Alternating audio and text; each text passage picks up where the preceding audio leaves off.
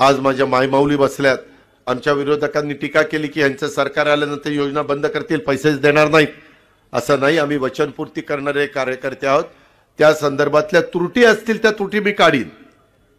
त्यामध्ये खरंच ज्या गरजू महिलेला पाहिजे होतं, जी खुरपणीला जाते, जी धुणभांडी करते, जी झाडू पोतना करते, जी त्या ठिकाणी अतिशय गरीब कुटुंबातली आहे की तिला 1,500ची किंमत माहिती आहे, जी इन्कम टॅक्स भरत असेल, जी त्या ठिकाणी मोठ्या प्रमाणावर 65,000 रुपये पगार घेत असेल, त्या महिलांच्या करता 1,500 रुपये नाहीत.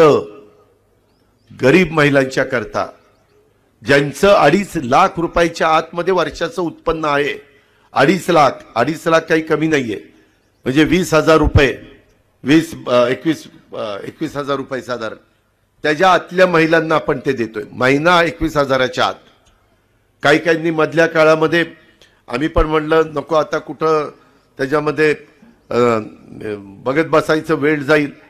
आता मात्र माझ्या महाराष्ट्रातल्या मायमाऊलींना, माझ्या लाडक्या बहिणींना माझं आव्हान आहे की ज्यांचं उत्पन्न 2.5 लाखाच्या वर असेल, त्यांनी जसं मध्ये पंतप्रधानांनी आवाहन केल्यानंतर जे सवलतीचा गॅस सिलेंडर घेण्याची गरज नाही अशांनी गॅस सिलेंडर सवलतीचे घ्यायचं बंद केलं, तशा प्रकारे आपल्या गरीब महिलांच्या करता ही स्कीम आहे.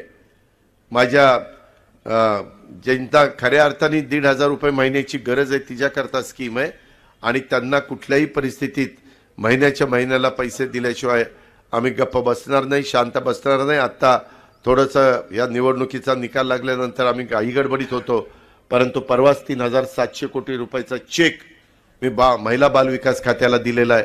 आणि आता काहींच्या अकाउंटला पैसे यायला लागले असतील किंवा 26 तारखेपासून माझ्या लाडक्या बहिणींनो, माझ्या मायमाऊलींनो, तुमच्या अकाउंटला पैसे येतील. काय करायचं हा तुमचा अधिकार आहे, तुम्ही त्या पद्धतीनं करा.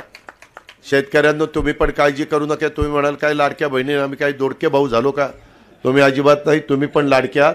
तुमच्याही संदर्भामध्ये सतत आम्ही पंतप्रधानांशी, अमित भाईंशी, शिवराजसिंह चौहानांशी ज्या केंद्रातल्या गोष्टी असतील त्या केंद्राकडनं करून घ्यायच्या, ज्या राज्याच्या गोष्टी असतील त्या राज्याच्याकडनं आम्ही लोकांनी करायच्या. तिथं देवेंद्रजी असतील, एकनाथराव शिंदे असतील, अजित पवार असतील किंवा त्यांच्याबरोबर काम करणारी टीम असेल, पण याच्यात मंत्रिमंडळातल्या पण कोणी सहकारी मित्रांनी कुठं चुका होऊन द्यायच्या नाही. जो तो लाभ ज्या त्या लाभार्थ्याला मिळाला पाहिजे. मग तो शेवटचा माझा माणूस असेल किंवा शेवटची माझी लाडकी बहीण असेल, तिला तो लाभ त्या ठिकाणी पोहोचला पाहिजे.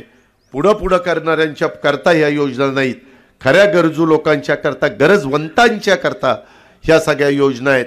ह्याची पण आपण नोंद कृपा करून सगळ्यांनी या निमित्तानं घ्यावी. तर तुम्ही पाहिलेलं असेल, स्वतः उपमुख्यमंत्री अजित पवार यांनी लाडकी बहिणीविषयी खूप मोठी माहिती दिलेली आहे. तर काय आहे ती माहिती हे आपण या व्हिडिओमध्ये सविस्तरपणे पाहणार आहोत. त्यासाठी तुम्ही हा व्हिडिओ शेवटपर्यंत पाहत राहा. तर बघा, लाडकी बहिणींसाठी 3,700 कोटींचा चेक दिला असे उपमुख्यमंत्री अजित पवार यांनी सांगितले. तर अजितदादा पवार यांनी सांगितले की लाडक्या बहिणींना पैसे मिळण्यासाठी सुरुवात झाली आहे. व्हिडिओच्या सुरुवातीला त्यांनी काय माहिती दिली हे आपण लाईव्ह मध्ये सुरुवातीला पाहिलेच आहे. त्यांनी सांगितले की आता तुमचे पैसे मिळायला सुरुवात झालेली आहे. त्यांनी सांगितले की जरी तुम्हाला आतापर्यंत पैसे नाही मिळाले तरी तुम्हाला 26 जानेवारीपर्यंत तुमचे पैसे तुमच्या खात्यात मिळून जाईल. जे तुमच्या 7व्या हप्त्याचे पैसे आहे हे तुमच्यासाठी खुशखबरी आहे. तुमचे 7वे हप्त्याचे पैसे तुम्हाला मिळाले का हे तुम्ही कॉमेंटमध्ये सांगा, जेणेकरून सर्वांपर्यंत ही माहिती पोहोचेल. लाडकी बहीण योजनेचा पुढचा हप्ता मिळावा यासाठी 3,700 कोटी रुपयांचा चेक महिला व बालविकास खात्याकडे दिला असल्याचे उपमुख्यमंत्री तथा अर्थमंत्री अजित पवार दादा यांनी सांगितले आहे. आणि लाडक्या बहिणीविषयी काय महत्त्वाची माहिती त्यांनी दिलेली आहे हे पण आपण या व्हिडिओमध्ये सविस्तरपणे पाहणार आहोत. तर बघा, लाडकी बहीण योजना महायुतीला पुन्हा सत्तेत आणण्यासाठी महत्त्वाची ठरली होती. नोव्हेंबरमध्ये निवडणुकीची प्रक्रिया पार पडल्यानंतर नव्या वर्षाचे हप्ते कधीपासून सुरू होणार याचीच उत्सुकता योजनेच्या लाभार्थी महिलांना लागली होती. तसेच योजनेबाबत अनेक शंका-कुशंका उपस्थित केल्या जात होत्या.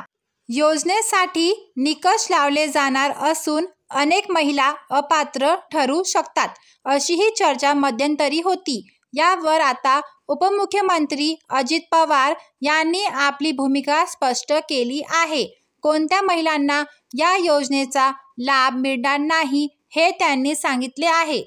तसेच लाभार्थी महिलांना पुढचा हप्ता कधीपासून मिळणार याची तारीखही त्यांनी सांगितली आहे. तर खूप महत्त्वाची अशी माहिती त्यांनी सांगितली आहे. तुमचं जे पण कन्फ्युजन असणार आहे ते सगळं आज दूर होणार आहे. त्यांनी 7वा हप्ता जमा करायला सुरुवात केलेली आहे आणि लवकरच सर्वांच्या खात्यात पैसे जमा होणार आहे. त्यांनी सांगितलं आहे की 26 जानेवारीपर्यंत सर्वांच्या खात्यात पैसे येतील. जरी 26 जानेवारीला नाही आले तरीही त्याच्या 2-3 दिवसानंतर येतील, पण सर्वांच्या खात्यात पैसे लवकरच जमा होणार आहे. कारण आदितीताई तटकरे यांनी पण सांगितले होते की आम्ही 26 जानेवारीच्या आसपास पैसे जमा करणार आहोत. उपमुख्यमंत्री अजितदादा पवार यांनी सांगितले की 3,700 कोटींचा चेक आम्ही साईन करून महिला व बाल विकास विभागाला दिलेले आहे. त्यामुळे 100% तुमचा 7वा हप्ता जमा होणार आहे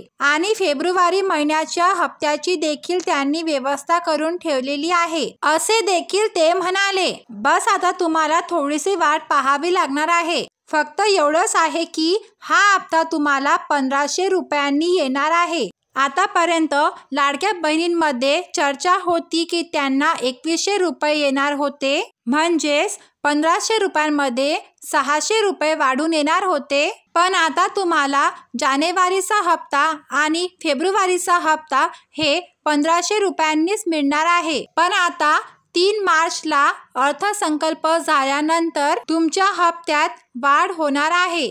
कदाचित तुम्हाला मार्चपासून देखील 2,100 रुपये हप्ता भेटू शकतो, परंतु एप्रिलपासून तर तो मिळणारच आहे. आतापर्यंत लाडक्या बहिणींमध्ये चर्चा होती की आपला हप्ता बंद होणार, अर्जाची पुन्हा छाननी होणार, पण असे काहीही होणार नाही. फक्त अपात्र महिलांच्या अर्जाचीच छाननी होणार आहे आणि फक्त त्यांचेच पैसे बंद होणार आहे.